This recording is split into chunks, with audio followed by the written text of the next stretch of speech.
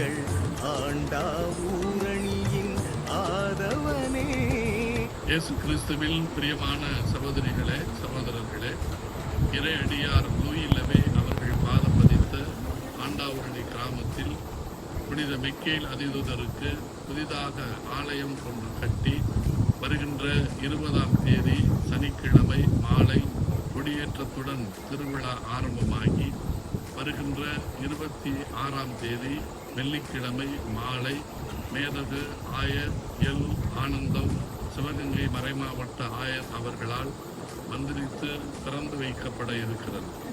மேலும் வருகின்ற 28ஆம் தேதி மேனாள் ஆயர் சூசைமாணிக்கம் அவர்களால் திருவிழா கூட்டு திருப்பலி நடைபெற இருக்கிறது. இப்புனிதமிகு நிகழ்வுகளில் நீங்கள் குடும்பத்தோடு கலந்து